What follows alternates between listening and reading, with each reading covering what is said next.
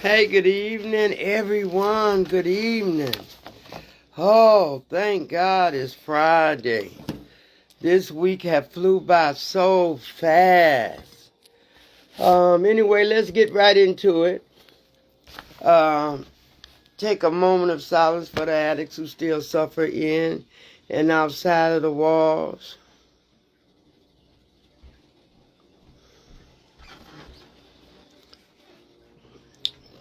God bless, God bless. Y'all. Whew. This week has been phenomenal busy. Okay, we are on just addiction. Talking about addiction. First, I want to give a shout out to the treatment facilities all over the world, wherever y'all may be. I wanted to, all the group homes, all the treatment facilities, to all the facilities that does intakes for the patients to come in, outpatient, inpatient, the therapists, the counselors. You are amazing. And if didn't nobody tell you all are amazing. And what I love about you counselors and you therapists is that you too know how it feels to be on that other side of the fence in recovery, because you too had a glimpse of using drugs or alcohol or battling with something. So you are amazing. And I just wanted to tell you I love y'all. Keep doing and helping God's peoples, and keep turning lives around, sending them on their new journeys, because recovery is beautiful. But it take a person that's done, finished, don't want it no more, to be honest. That's what it takes. And the fear sometimes don't allow us to continue to see how the journey would turn out. Talk about fear. Talk about relationship.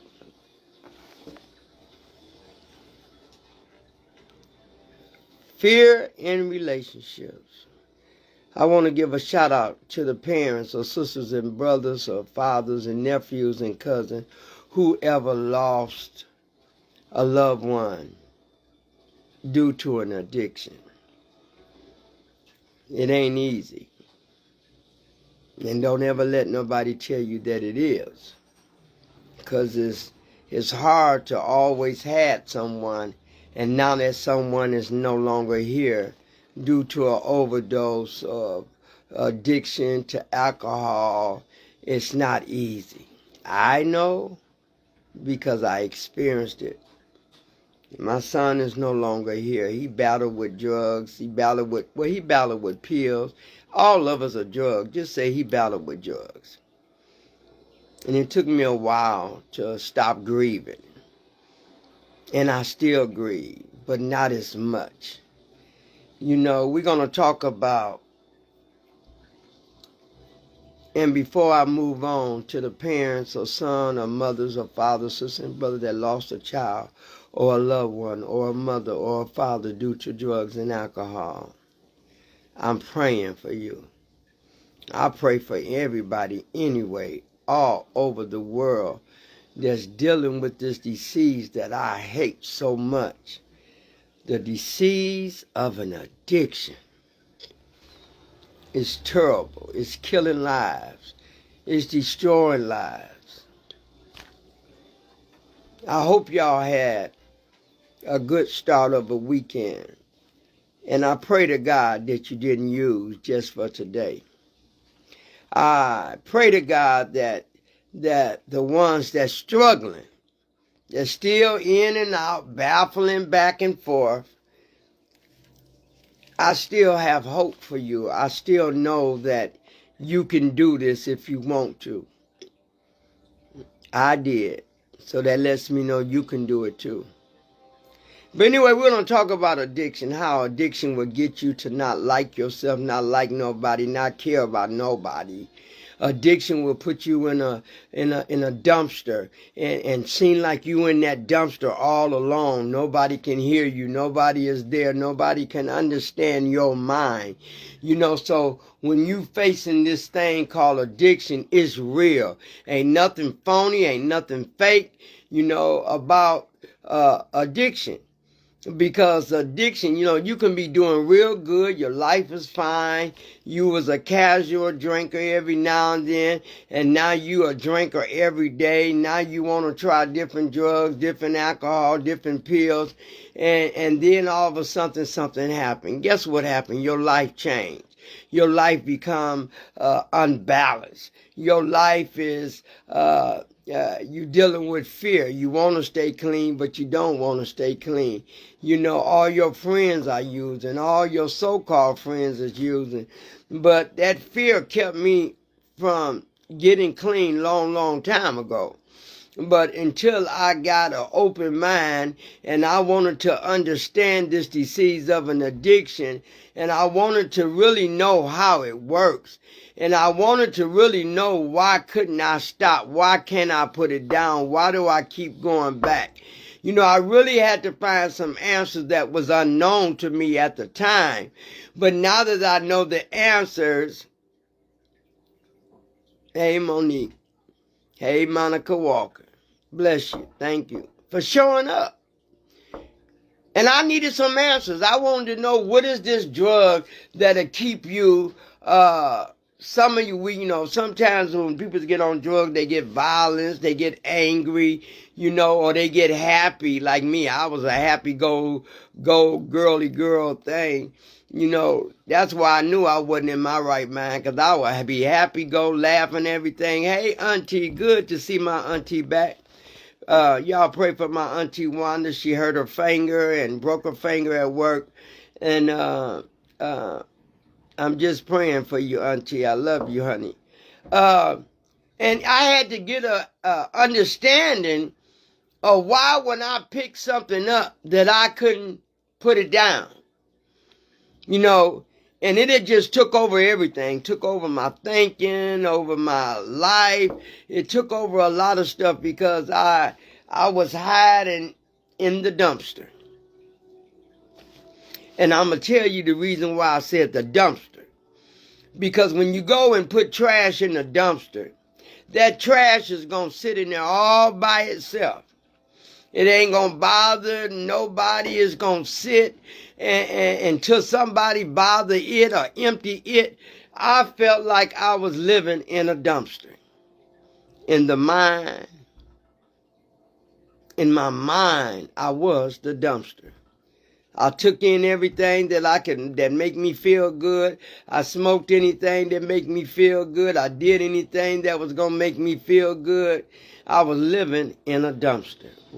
Well, they say, Renee, why you say dumpster? Why would you say you was in a dumpster?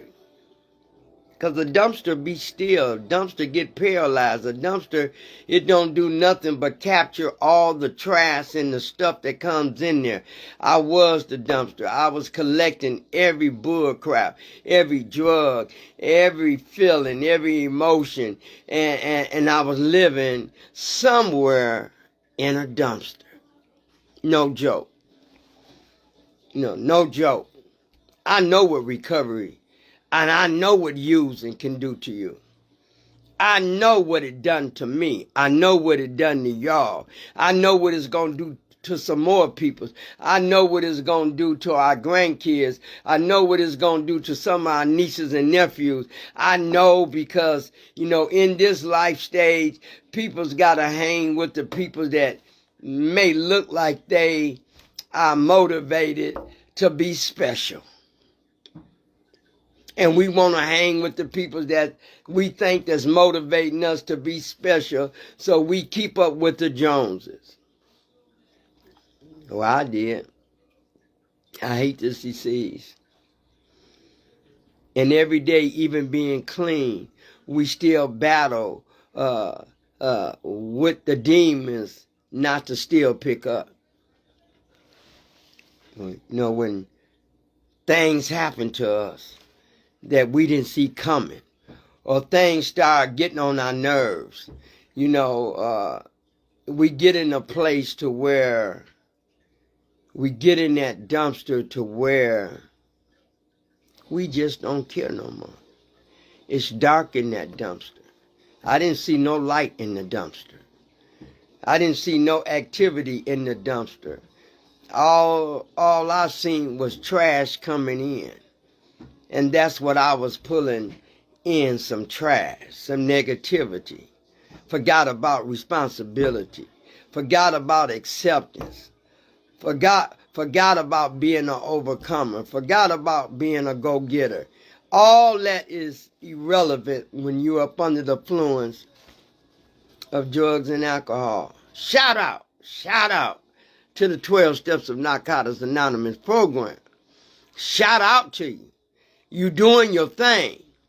You helping create answers to people's problems. You know. People say recovery ain't easy, but it ain't hard neither. You know, one thing I love about recovery, because once you get clean, now you start seeing a little light. You ain't in the dumpster no more. Now the dumpster done open, and you beginning to see a little light that you didn't see before. And when you get clean, now all of a sudden, now you can think and make better decisions in your life. 12 Steps of Narcotics Anonymous have taught me how to surrender, have taught me how to let go, have taught me to look at myself in my inner self, not play with myself, look at myself. Coming in recovery, you can't come in recovery pleasing nobody but yourself. When I came in, I came with a whole bunch of garbage that I took out of the dumpster when the dumpster became open. Feel me now? Some of y'all can go with me. Hey, Shelton, some of y'all can go with me. You know, when I said the dumpster, why did you pick the dumpster? Because I know what the dumpster does. It sits there and do nothing. And it's very dark, and it stank. Can't see. Nothing can come out, but only go in. And I thought about that today when I was driving. I said, God, I was like a dumpster. Because I helped all the ugliness and all the dirtiness and all the emotional feelings I was going through, you know. So I put myself in that situation of being a dumpster at that time. But then when I went into treatment, I started to see a little light. It still wasn't as clear as I wanted to be. But I wasn't using just for that day. But I began to see something that I hadn't seen in a long time. All I seen was darkness, isolation, depression, mental illness. I saw all the ugly stuff that hung with me for a long, long time. And my body was shutting down. My body was getting tired of trying to fool the mind, to tell the mind I'm going to stop, but then I keep going. Or to say I'm going to stop this week and then double up next week. You know, that's what us addicts do. So it came a time in my life I had to learn. I was tired of hurting. You know, I had 3 kids, you know, and I never got high around my kids. Most of the time I would leave and get high, or when they went somewhere, then I would get high in the basement or whatever. But I was living in the dumpster for too long. And in my thinking,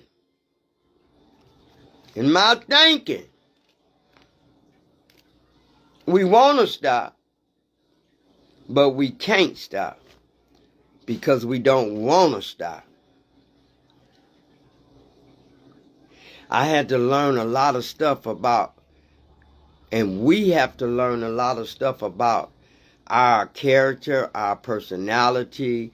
We have to learn what's triggering us, why we keep using, why do we stop and go back, what's still hurting us clean. See, when we get clean, we still carry the hurt, but we find a better way to deal with it, long as we don't use. See, if you don't use, you can figure out things without being cloudy. You know, we can figure out things that speak light to us. I didn't never want to use no more. I ain't never using no more. I was done. When I came in and people said my life had become unmanageable, how unmanageable did your life come? Did you stop using? Or did you play and come back and come back? I wasn't there one of them. When I tell you my life had become unmanageable, it was. I didn't even understand me no more. I didn't even have that hope shot. I didn't even have the possibilities. All I know, I lived to use and used to live, and my life was what it is that day that I kept using. I had to get motivated. I needed something that was going to catch my attention for me to get motivated. And I remember going into the hospital, into the treatment centers, and I remember seeing these guys, a lot of them was fine. You know, our mind get to tripping when we go in treatment and we full of them drugs that's still in our bodies, and you know, the counselor be smelling good. Now, I'm just telling you what I went through. Counselors be smelling good, they looking good. And all of a sudden we get in there and we don't stay focused. We'll start looking at the wrong things for the wrong reasons. But I had to get motivated. You know, I hadn't been motivated in years. Nothing motivated me to do better. Nothing motivated me to think different. Nothing motivated me to want to do different. Nothing motivated me to change my life. So I got to a point where I had to get some motivation from somewhere, and I got it from my counselors. I always speak about Mr. Sterling White because he could see right through me. And he knew I was hungry. I was hungry for something. And I remember talking to him one day, and I said, you know, Sterling, I'm just tired of using. You know, I'm tired of getting sick. I'm tired of playing games. I'm tired of not loving myself. I'm tired of letting myself go. He said, well, stick and stay. He said, stick and stay, Renee. He said, I'm going to give you can do 9 months, a year. And I sat in that chair for almost a year. Motivated. What kept me motivated? Sterling White. All the guys. All my friends. All the people that was facilitating the program kept me motivated. They gave me something that I hadn't had in a long time. That was a hope shot.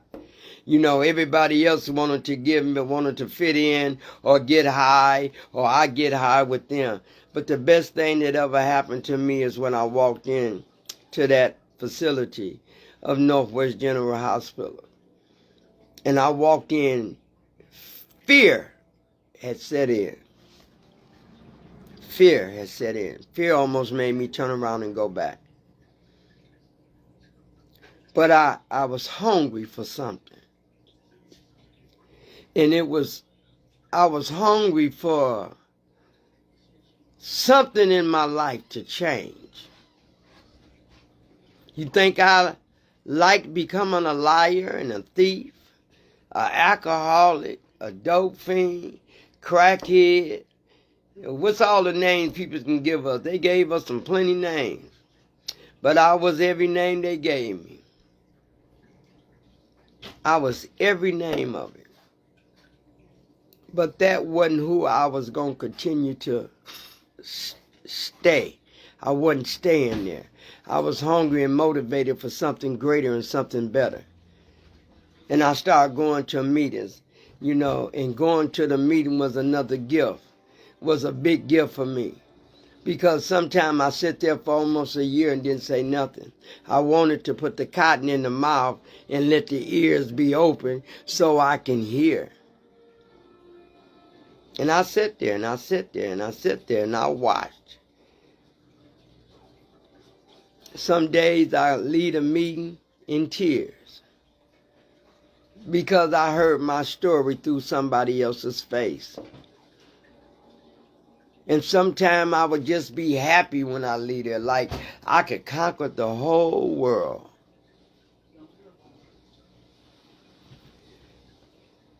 Even getting clean take you to a lot of places that you didn't even know you was going to visit, or coming to meeting new peoples, seeing new speakers, going to different meetings out of town.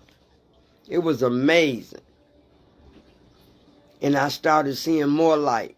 And the more life I started seeing from me being in the dumpster too long, started making me want to see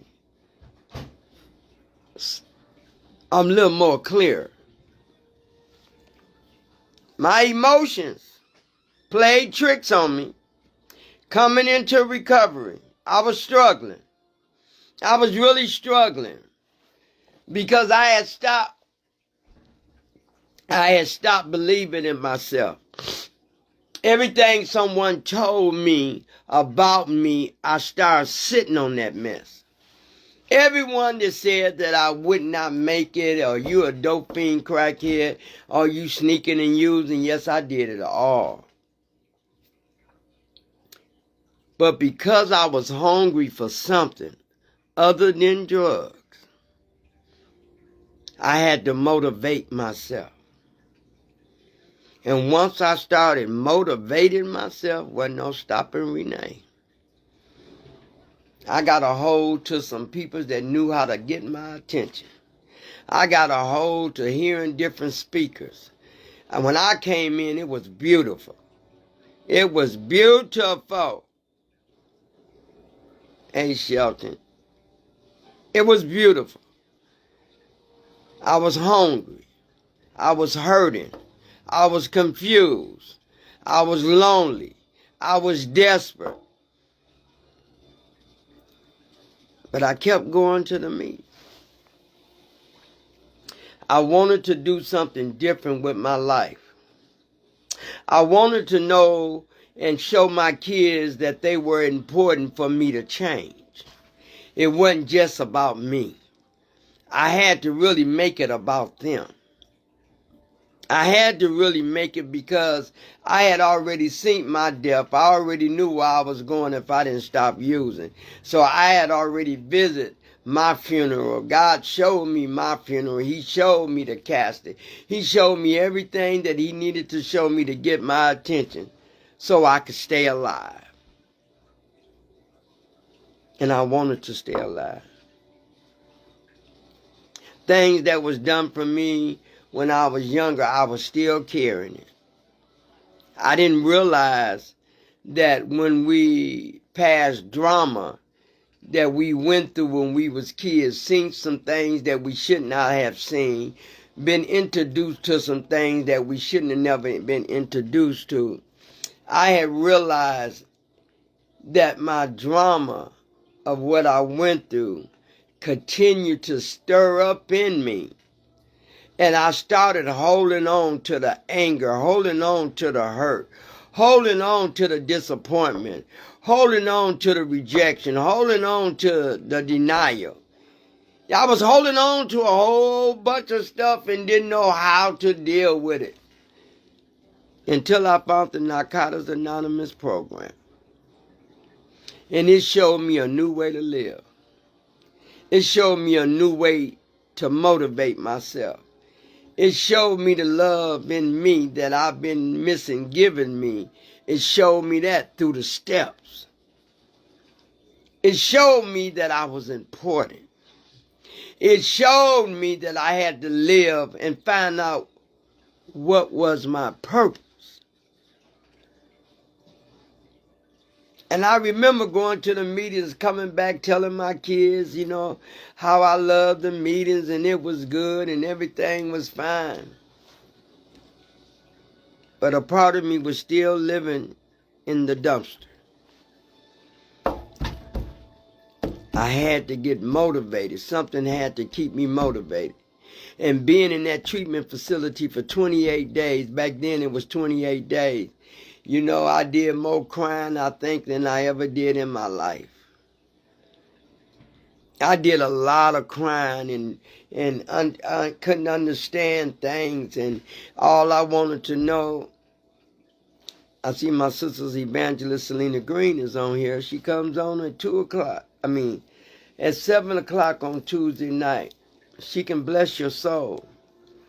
My soul always need to be spiritually fed. That's what keeps me going. Tuesday night, 7 o'clock. If you want some encouragement and some spirituality, she the one. Evangelist Selena Green. I knew that I had made too many U-turns.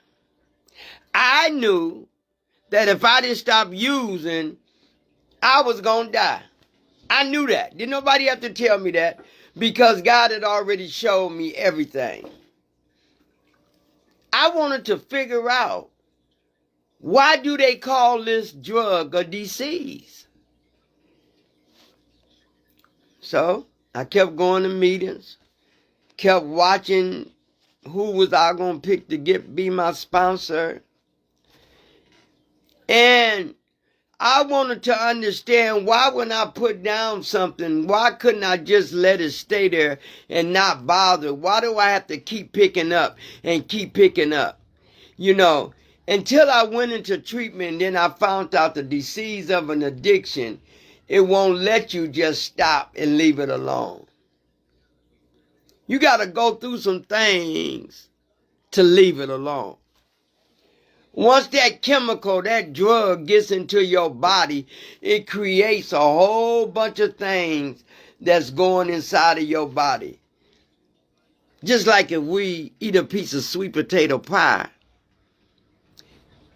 and we want another piece because it's good. Because I'm sure we wouldn't want it if it wasn't no good. Well, that's how the drugs was. First time I hit drugs, first time I took drinks, and the first time I got high, man, that was the best high, I thought. And I kept chasing it for years. Funny stick, which I call weed. Man, I don't know what they got in this weed today, but that weed stink. And I stay away from all of it. All of it hurt me. It betrayed me.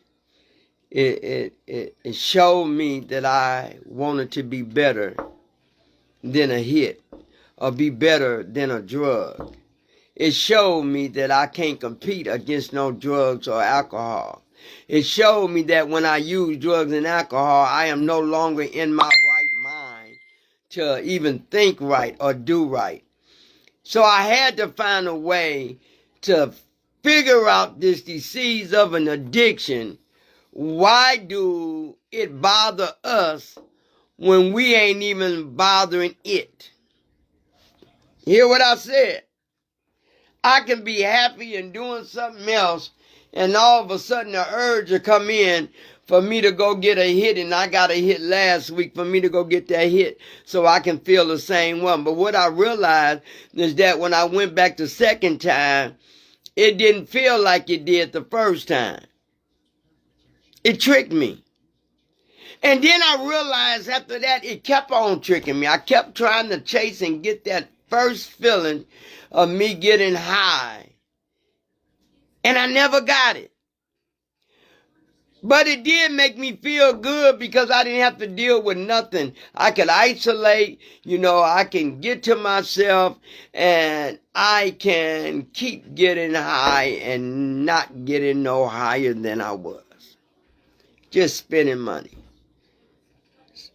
Then I noticed that I started smoking up my bills. I went through money like it wasn't funny. Always begging or coming up with a lie to tell somebody that the reason I needed some money so I could buy the kids food, or the kids need Pampers, or the kids need, man, I told y'all, if us recovering addict could become a professional liar,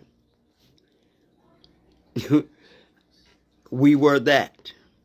Because we knew how to lie. We knew how to create things to make us get one more. Do you know how much work it took to use drugs? How many lies? How many peoples we hurt? How many feelings we hurt? How many letdowns we came into people's lives? Man, if they could have paid me back then to be a crackhead or a dope fiend, I would have won an Oscar. You would have gave me an Oscar because I knew how to put on a show when it came to drugs and alcohol.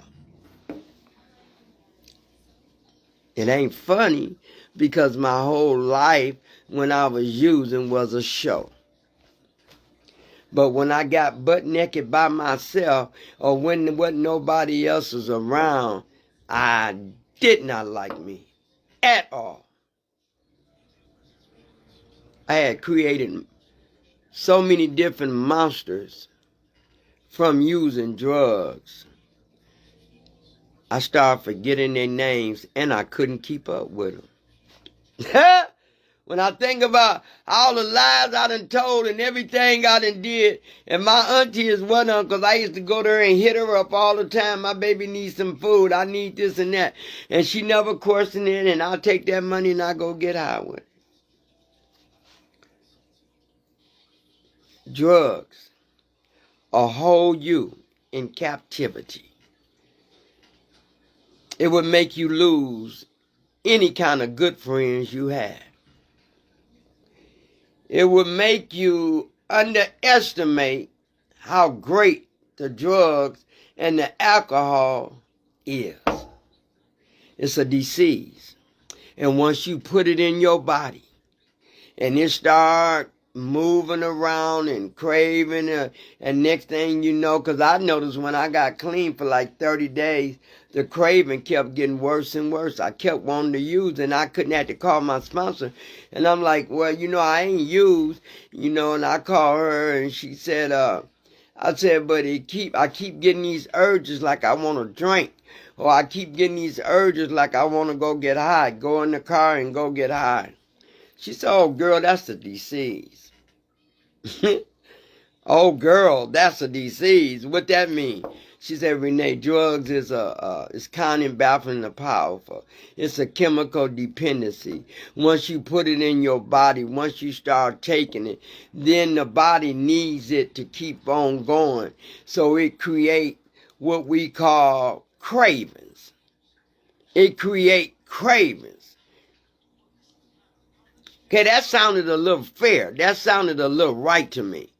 Because here I was going on 6 months and I still was getting cravings. And I didn't like that. And cravings can be very scary. It can be very scary and very baffling because you're not using. And I remember calling my sponsor a couple of times. I called her crying and I had woke up. I was sweating. In my dream, I had dreamed that I had got high and I was so high, and I called my sponsor when I woke up, and she said, like, girl, why you calling me? I said, well, I just had a bad dream, and I'm sweating, and I woke up sweating, and I woke up scared and nervous because I didn't want to go back around you. I got one of these spontaneous sponsors. She'll crack you up when you dead serious. And I was like, well, I woke up sweating and I was getting high. She said, girl, how high did you get? How high did you really get, Renee? And I was like, well, I was high. It felt like I was really using a drug. She said, well, where you at? Where I'm at? What you mean where I'm at? Where you at? I said, I'm in the bed. I just woke up. She said, listen to yourself. You in what? A bed. She said, you see anything in your room that's familiar? I said, girl, my TV and everything, and I'm dead serious. She said, well, I hope you got as high as you could get, because now reality done hit you. It was just a dream. And I sat on the bed and I'm like, what? Man, it felt like I was really getting high, and oh man, I had the shakes, I had the sweating. She said, girl, you should have enjoyed yourself in that dream. She said, you should have enjoyed yourself in that dream. Because once you woke up, you was going to be in the reality that you still clean. You still ain't used. Just for the day you woke up and you still is clean. And that made sense to me. That made so much sense to me. So I got up and drank some water, and me and her talked, and she said, Renee, them I call using dreams. She said, because when a person is clean, the body is still craving that dependency of the drugs or the alcohol. She said, you've been doing that mess so long to where it's confused. You know, the body is confused because you've been feeding that body drugs and alcohol for so long, and now all of a sudden you stop, and they want to be like, what the heck going on? Why you playing me like that? Why you desert me like that? Why you ain't giving in to me? Feed me, feed me, feed me. It all made sense. So then after I started getting, kept being clean, I realized, man, the using dreams didn't stop. They just got lesser, but they would still come and visit me. Because that was a point that the disease was cunning and baffling and wanted, I had to realize the difference. I had to realize if I don't touch the drug won't touch me. If I don't go and buy it or pick it up, then it ain't coming to me, because everybody know how I am about being clean. So I had to learn some things the hard way, but thank God I learned them. The God of my understanding, he had to really enforce me to get motivated to even go into treatment. So motivation was a big part of my recovery, because I had to motivate myself even when I wasn't in the best of mood. Even when crisis came along, or my kids did something crazy, or I did something crazy and made a bad decision, I had to keep motivating myself that I can never pick up again.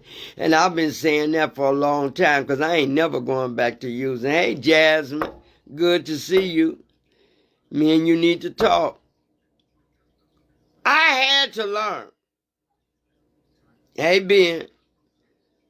I had to learn and find out everything that I had to find out about this disease of the drug of this chemical dependency. I had to learn everything that I needed to know about something so powerful that we think that we can win, and I ain't seen nobody ever win, keep using drugs and alcohol. I just ain't seen it. But I tell you what I have seen. I've seen people get in a bad situation due to keep using drugs and alcohol. I've seen many of my friends, many of my people die from using the drugs or go back to using drugs and alcohol. And I don't know why they go back, because I ain't never going back, because ain't nothing changed. If anything, it done got worse out there. I ain't never going back to the things that I told you that made my life unmanageable. Drugs is too powerful for me. Look, if you use drugs and if you drinking, can't be in my atmosphere. And I ain't that important to you, to where you want to change, maybe until you see what's important to you or inside of you that want to change. I ain't dealing with nobody that use drugs. I ain't dealing with nobody that's drink. I don't want to deal with a doggone alcoholic. Man, I done had enough alcoholics in my family. I done had enough friends, alcoholics in my family. I don't want to deal with none of it. And once you get wise, and once you get clean, and once you start to establish a new journey in your life that's going to put you better and back on your feet to where you can understand the deceit. See, if you don't never understand it and just try to pretend or try to act like you understand it, but you really got to understand this disease. Hey, Peggy, good, baby, to see you. You really got to understand this drug. No joke. No joke. You can't come in here playing. You can't come in here trying to dress up. And, we still know how to put on our makeup and dress up and look good. But you can't come in here playing with this disease. Because this disease going to show up one way or the other. Somebody gonna know you're not doing what you're supposed to do. When we love people, we check on people. When we care about somebody, even in recovery, we do. When we hear from somebody, when we love somebody, we check on them. People's make mistakes. People's relapse. People's do that. They do that. And that last relapse might take them all the way through. They might not ever use again. But all I know, I had to really work and find out how this disease worked. I had to. Because this disease had me thinking I was Superwoman. It had me thinking I was untouchable.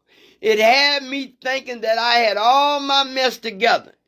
The drugs didn't hurt me. The drink didn't bother me. I was good.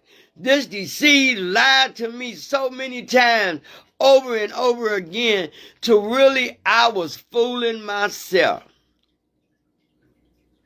Fooling myself. Thinking that I can go back with my friends and my friends drink and I can go back with them and all of a sudden, I'm back drinking it. I'm back drinking. I done told myself I wasn't going to drink. I was so sick the night before there throwing up. Dying. Telling God, please, if you just help me. If you just help me through this night, I would never pick up no more. I was just a bald-faced lie. Because the next evening, I was drinking again.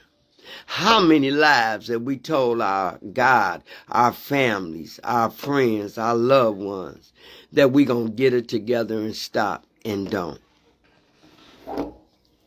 I can't even count the lies that I told. But it was one thing that motivated me so much is when they said to me, keep coming back until the miracle happens. I love that phrase. I promise I did. When I heard that man say they keep coming back until the miracle happen, okay, what miracle? What miracle gonna happen? Hey, Teddy, what miracle? What miracle is gonna bring me out and keep me out from using drugs? This one guy came up to me and said, Renee, won't you do a 90-90? 90 days, 90 meetings. That's all. That ain't nothing. I can do 90 days. He said, no, 90 meetings for 90 days. You got to go to a meeting for 90 days straight and go to a meeting. And I think that four meetings started into the 90 days. When I got to almost 60 days, I started remembering. Keep coming until the miracle happens. I've been the miracle all this time. I get it. I was lost for a minute, but I get it. I am the miracle. Because anytime you could stop drinking and using drugs and celebrate clean time and feel good about yourself and go to 90 meetings, 90 days, I get it, y'all. I sure enough get it, y'all. I know what that means. That means I am the miracle. I got to keep going no matter how I feel. I got to listen. I got to take in. I got to still keep going to a meeting no matter what. I cannot use. So now guess what? I am the miracle. I got it. It was a slow process, but I got it. And I only got it because I wanted it. I only wanted it because I was motivated to get it. I only was motivated to get it because I had damaged and messed up my life so bad. I was willing to do anything, like, let's say anything. I was willing to do anything to stay clean. Just like I was when I was out there on the streets, getting high, putting my mouth where it ain't got no business, doing certain things, out there tricking, out there doing what I needed to do. And I didn't get nothing in reward for it but a wet butt and maybe some confused mind, and maybe some, even when I was out there using it, out there doing what I was doing, I got more fake Black Eyed Peas, more fake drywall, thinking I'm finna go get me some crack, and then I got some dang drywall, and that's what you get. That's what you get. Because they told you the drugs was counting, baffling, and powerful. You out here trying to get some drugs in the middle of 3, 4 o'clock in the morning, and you come home, you ready to smoke, and girl, you got one bag got Black Eyed Peas, another bag got it got child war, whatever you call it, look white, and I sat up there looking a fool, sitting up there figuring out the line, what you gonna do now? You ain't got no money. They tricked you. What did you learn from it?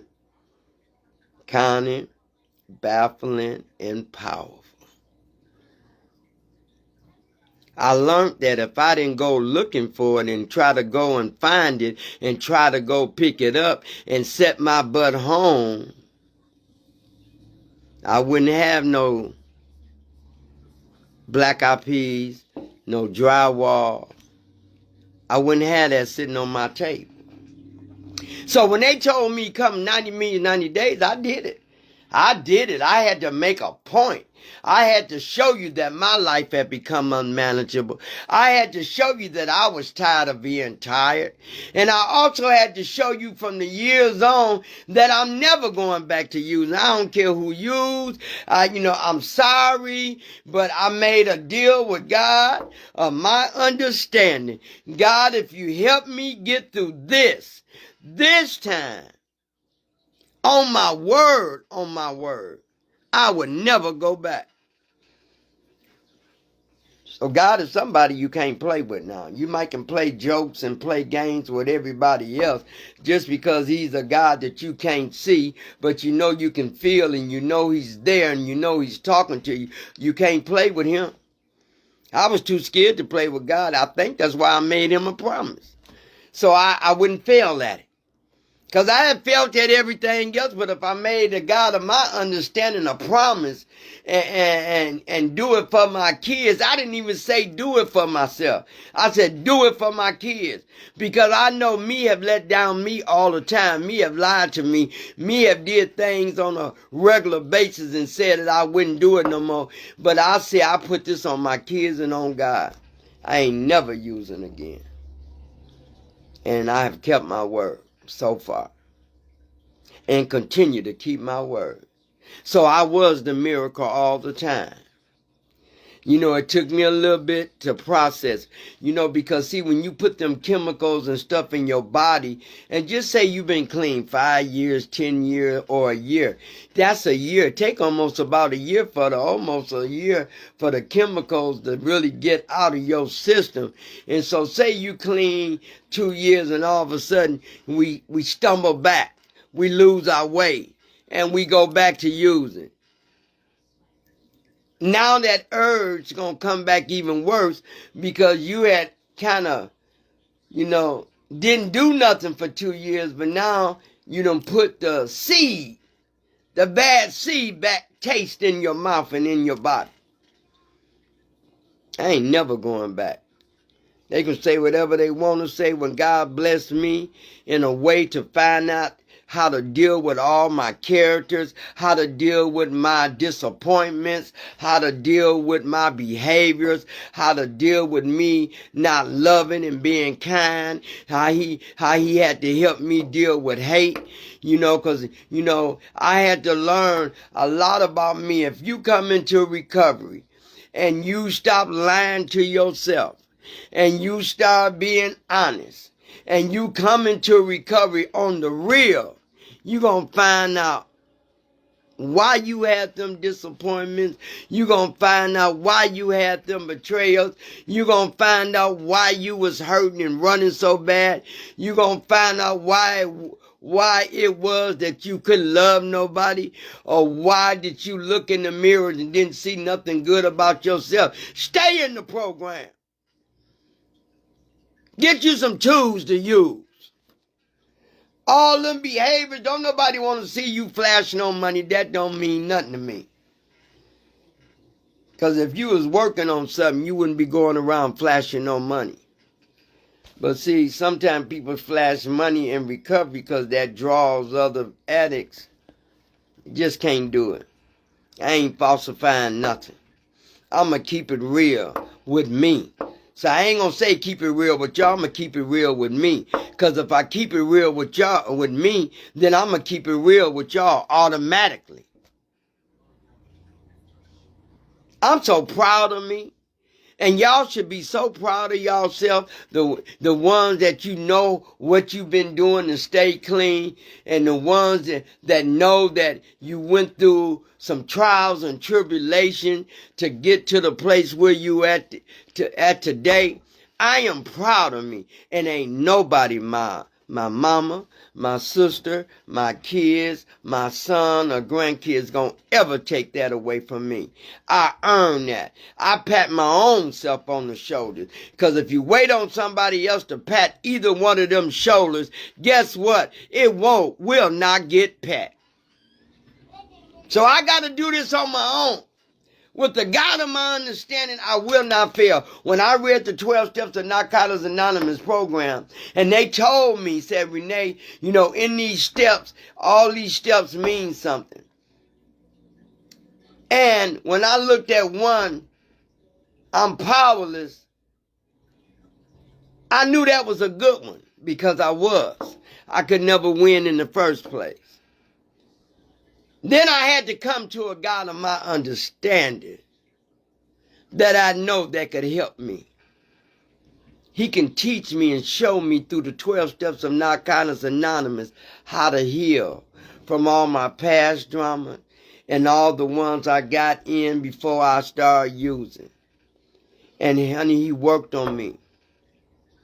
When I tell you the God of my understanding, he delivered me from a lot of different turmoils in my life. He delivered me. That's why I ate so much. You know, I ate running. I ate because I'm hurt. I ain't talking about just ate no regular food. I wanted to eat the whole kitchen up. I wanted to fill a void that has been lost for so long. So let me eat it up. And not only while I was eating it up, it created more problems for health problems because I was going from one addiction to another. So when you come into this program, you got to come in this program willing to forgive, to understand, look at yourself, ask questions, do some footwork in the program. And as you get the footwork and do the footwork in the program, you will see what you got out of it, how much gain you find. It was so much. I went through a beautiful state when I didn't never understand how to deal with depression. I didn't understand how to deal with just me by myself. You know, I had to learn why I'm an overeater. Why do I have an addiction? Why do I got this addiction? Why do I got that addiction? Because we pick up behaviors, we pick up other attitudes, other characters we built in ourselves. Man, I had so many characters, you know, because I could be, if you really wanted me to act on you in the presence of the drugs and alcohol. I can be Superman. I can be Patti LaBelle. I can be Nita Baker. Because I can sing now. But I'm talking about, man, I had so many personalities until I ran out of them. I couldn't remember all of them. Due to addiction. Addiction took me places that, I talk about it to you all. But I ain't never going back. That's hard work trying to keep using. That's hard work trying to find out why you can't stop. But it was the best work that ever happened to me coming into recovery and trying to find out about this disease, or why is it called a disease? Why can't I let it go? You can go in there. See, that's why when I come into treatment, I didn't come in there trying to falsify or act like I'm just Renee. Either you like me or you don't. That's my attitude right now. Because I walk in a meeting, I walk anywhere with my head up, because I know it's two people's walking together, and that's me and the God of my understanding. I don't depend on man, because man have let me down so much. And the only man that I do cherish and love with my whole heart, that's never let me down, that'll talk to me when I'm not able to talk to myself. He have never let me down, and that's the God of my understanding. I lean on him. I don't trust man. I don't trust none of that. And that has brought me a lot of good feelings about myself. I didn't get like this sitting on my butt waiting on things to happen for me. I made things happen. I wanted to get clean. I wanted my kids to see the difference. I wanted my mother to be proud of me. My mother. I wanted my mama to know how sorry I was because I stole money from her. I wanted my mother to know that I can get it together. I wanted my mother to know that I'm so grateful to have a mother like you. My recovery is everything. It ain't gonna never be put on Lifeline. I keep it 100. See, I keep my recovery 100. Because when I start taking little pieces from that 100, then I start to do some crazy stuff that I'm gonna regret later.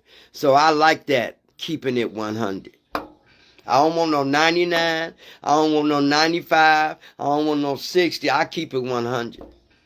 My recovery means everything to me. God first.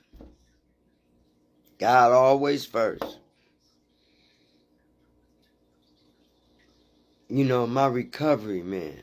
When I was going through, I think I put a picture on Facebook to show y'all my kidney doctor.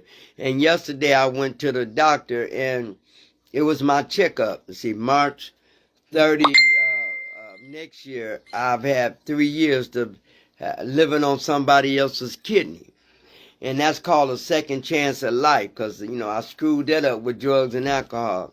And, when I got there, they'd be so happy because when I get there, I'm always happy. When I get out in the world, I'm happy. I'm always noticing, but when I go to see my kidney doctor and my nurse that took care of me, I just get happy. And I go to see them, and I ain't seen her in 4 months. I go see them every 4 months. And when I got to see her, she happy, done had a baby. I hugged and I prayed for her, and she just get happy. And then Cindy, we was all in. I know people were looking at us like we crazy, but we be in our own world when we together. And Cindy just started crying. And the doctor said, "You okay, Cindy? Let me get you some tissue paper." She said, "Renee, it's just every time I see you," she said, "you just give me so much. It's something about your spirit that gives me what I've been needing for that day or that week." I'm like, "Girl, well, stop crying for you have me crying. I ain't got time to be trying to fix this makeup and everything." They just look at me, and people were looking at us like we crazy, all the doctors and nurses, but see, that's called real love. That's called you are connected to me for the rest of y'all life. Because when I was clean, I got that kidney. And I am forever grateful that God blessed me with another kidney, a second chance at life to make a difference. And recovery is good to wake up and knowing that you ain't did no drugs the night before. Or get up and go through the day having expectation on what you're going to do that's going to motivate you to keep on just for today. I ain't never using again. You know, I pray for the ones who do. I pray for the ones that go back. And I surely have prayed for the ones of my friends and other people, members that didn't die. But if I die, it won't be from no drugs and alcohol. That's a promise. I don't work too hard to keep my sobriety real close. The guide of my understanding through these steps, I take a more inventory every day of what I didn't do or what I should have done or what was said to me or what I said to another individual.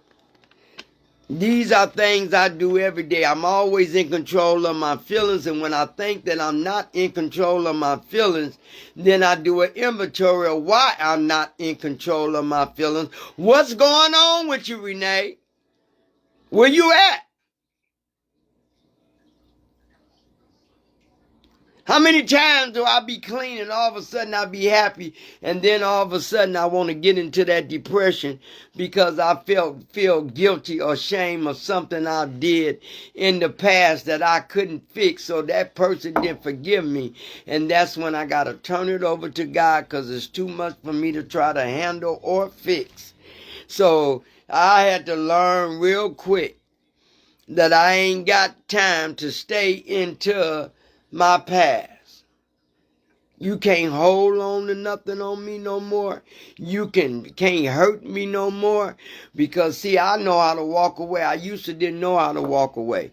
I used to cry and be in my feelings and go get high and go take a drink and carry resentments for weeks and weeks. I don't do that. I walk away, I stay away. I don't care if it's my own kids, whoever. Ain't nobody holding me hostage like I held myself hostage on drugs and alcohol ever again. It made me turn into somebody that I didn't even like.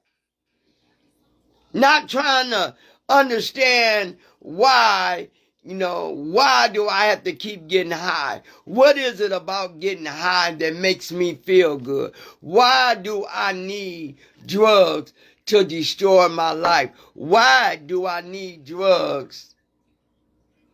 Period. Take an inventory. Let me know all the time now. All the years I've been clean, I never needed the drugs. It's just I choose to pick up the drugs. I choose to want the drugs. I choose to drink. I choose to do everything that Renee wanted to do. I choose to do that. Hey, Latrice, Amilla, Gardner, thank y'all. I choose. Y'all didn't choose. My mama didn't choose. My kids didn't choose. I chose to use. I chose to mess up my life. I chose to put dope in front of hope or put dope in front of me. I chose that. So I had to be the one that fixed that. I had to be the one that was going to take accountability of changing my journey in the way that I can see my life better and for me. Did it work, Renee? Did you see a difference? Oh, did I see a difference? Oh, let me tell you the difference that I see. I can walk away now. Or I can stay away. I don't go to bed holding resentments no more. I ain't trying to figure you out no more. I ain't trying to do nothing. Only thing I know is a lot trying to keep me in front of me. It's a lot. So I ain't got time to be trying to figure you out, or I ain't got time to be chasing you. I ain't got time to be wondering what did I do or what did I say. It ain't no more of that. Thank God, because that was one of my problems. Nurturing everybody, but didn't nurture ourselves. Sometime in our life, we got to nurture ourselves. I had to nurture me because I had nurtured so many peoples, millions of peoples. I'm always nurturing, and I catch myself doing it now. Always trying to help somebody, always giving to somebody, but it's a difference. It's a difference. And let me tell you why it's a difference. Because now when I nurture you enough to leave you alone and you nurture yourself.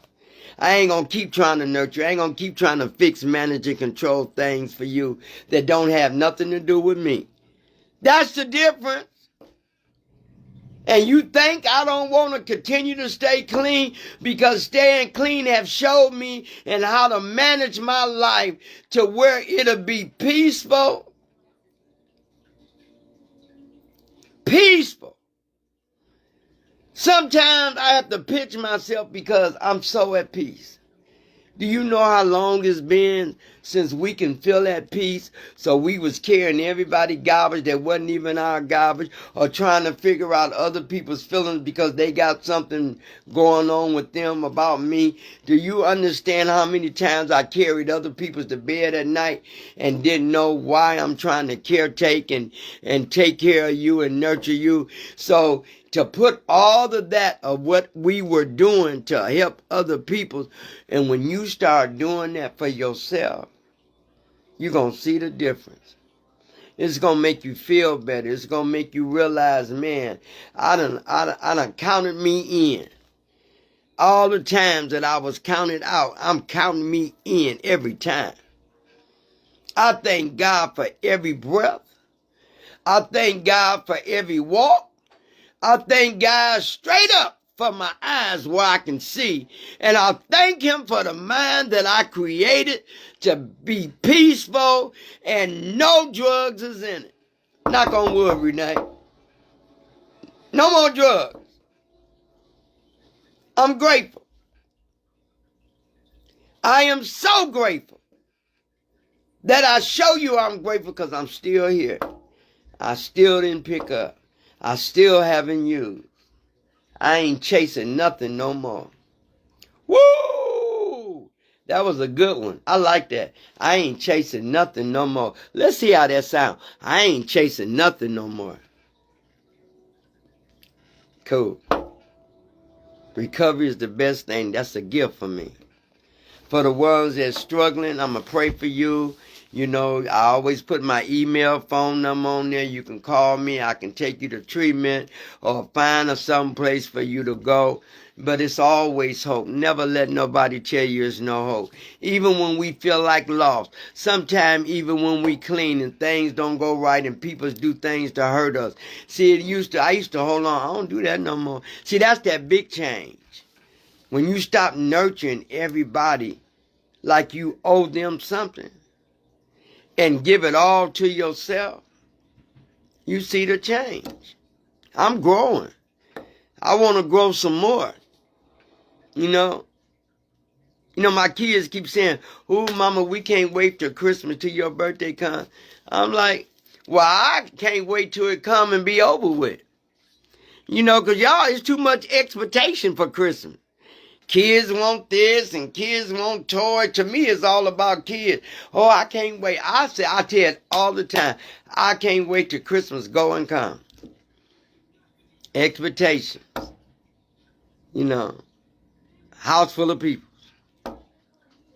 Which is good. I thank God for every moment that he allowed me a chance to open my mouth, help another individual, create some more hope for somebody else. You can't be they said it's a selfish program. Yeah, only when it come to you not using. But it ain't selfish when you're trying to help another individual stay clean. Or you giving them a hope shot. Or you sitting down talking to them. You know. That's why every time I go to a meeting, I try to sit back and talk and have a conversation. Especially with a newcomer.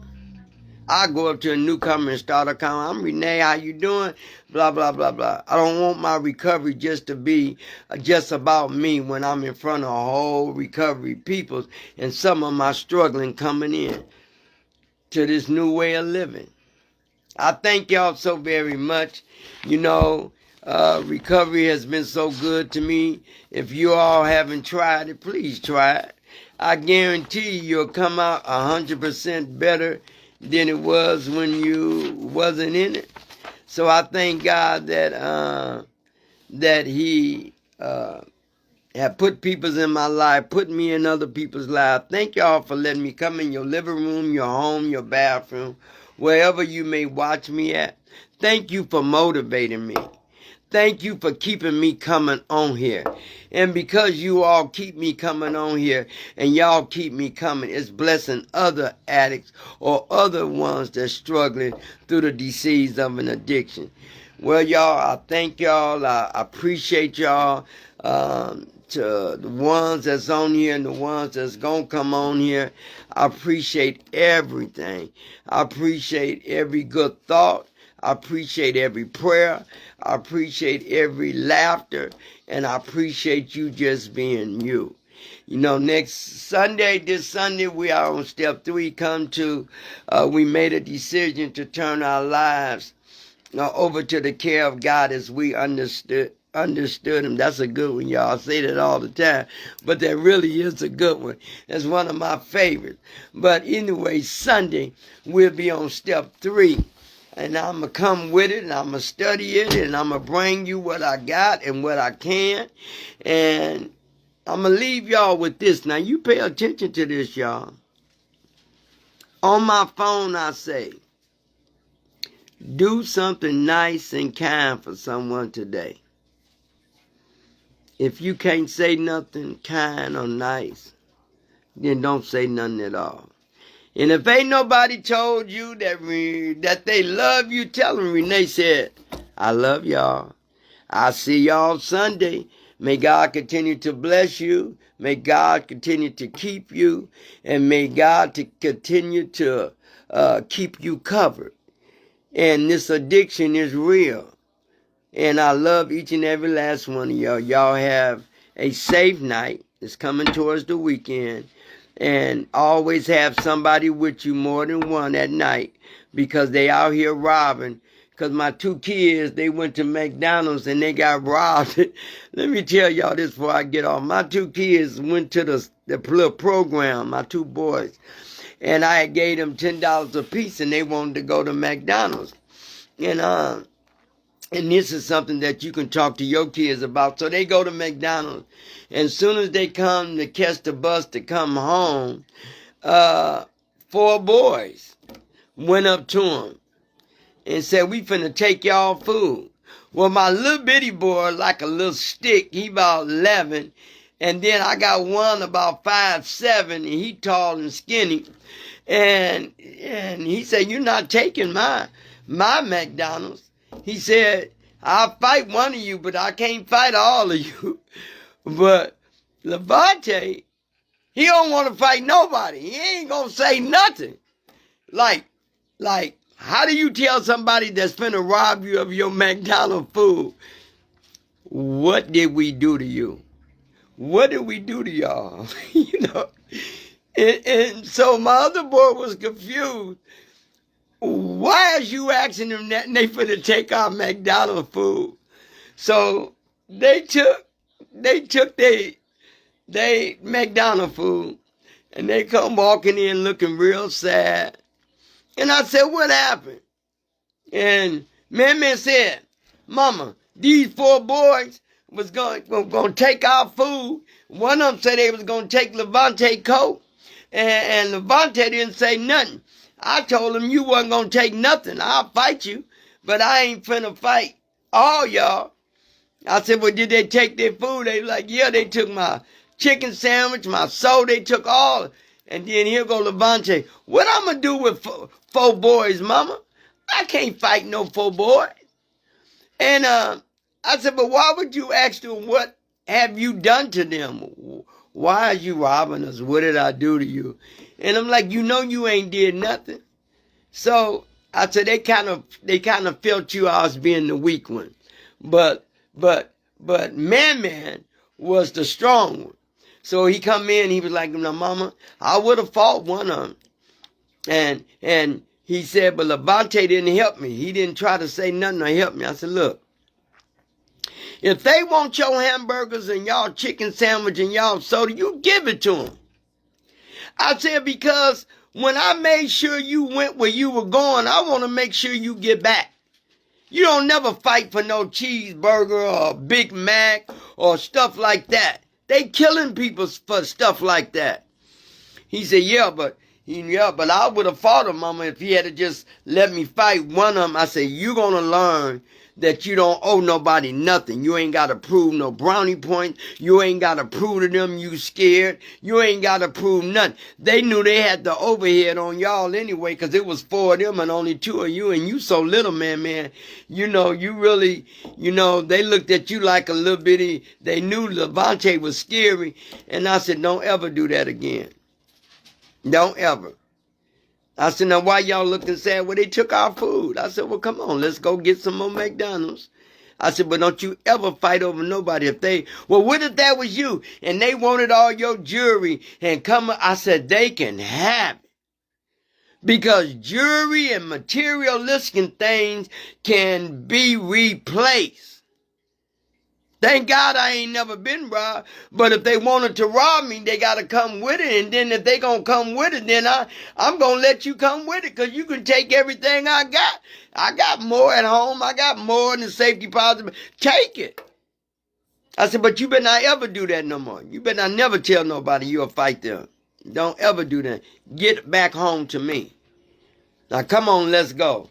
Sometimes my kids, they love what I'm going to say and how I'm going to analyze it to them. I said, "Now, come on. I ain't get you nothing more. Whatever it was in that bag, that's what I'm finna get y'all." And then they was kind of happy. So I had to tell y'all that. Tell y'all kids that if they get out there and somebody want to take something that they didn't pay for, to please let them have it. That's how that young guy died, coming from school, trying to rob him of his jewelry. And he fought and died. So no, tell your little kid, because right now kids is ganging up in 4s and 5s, trying to rob other little kids when they see 1 or 2. But I was so grateful that my 2 made it back home and safe. So talk to y'all kids about that. God bless. Talk to your lady. I had a good time with y'all for over this hour, and so bless you, and keep y'all until I see you Sunday. Step 3. Good night.